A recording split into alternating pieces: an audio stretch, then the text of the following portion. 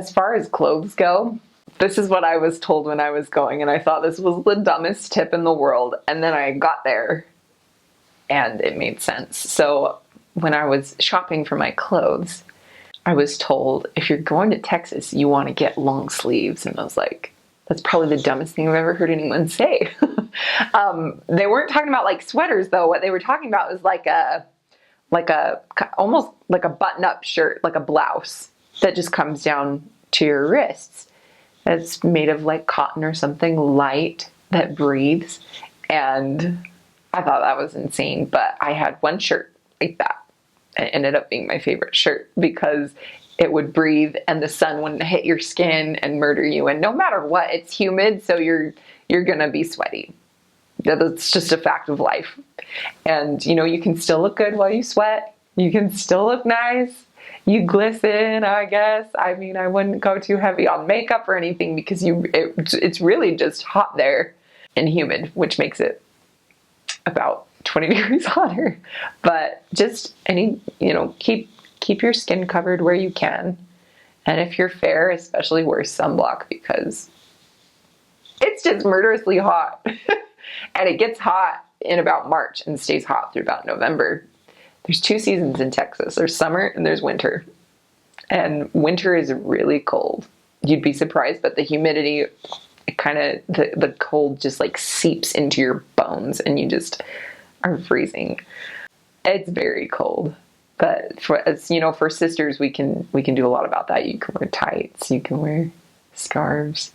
I think being a sister missionary is one of the greatest things ever. My mission president would always say, when he'd come to a meeting, he'd say something like, "Elders, you're looking very handsome. Sisters, you look beautiful. Thank you for bringing color to our meetings," because elders are all just there in black and white. Bless their hearts. But, one thing for sure, though, that I would say about being a sister, and this has nothing to do with clothes, is that being a sister can be hard. Your heart is so... Women are just more emotional than men. They just are. That's how we've been created. But there's danger in that. And the adversary can use it against you. And what made me so sad was seeing my sweet companions, the other sisters, just any sister, beat herself up or think that she was doing something wrong because something wasn't going right. And what I learned was that there's so many variables that you have little control over anything in a mission. Really, you think you have a lot of control, but you don't. Get up, you do everything you can, you pray as hard as you can, and then you let the Lord handle it.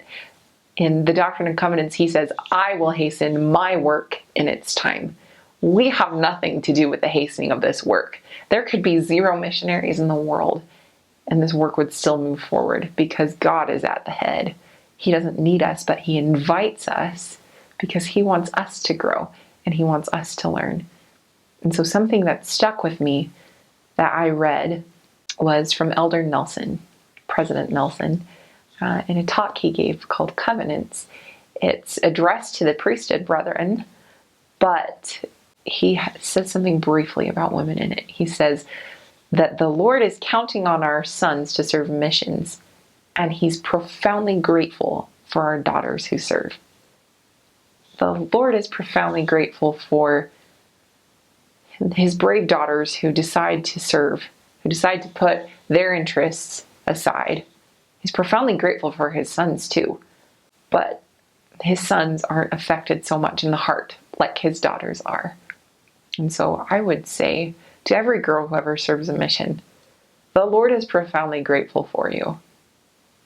And everyone you ever meet who can feel of your spirit that you bring is profoundly grateful for you too.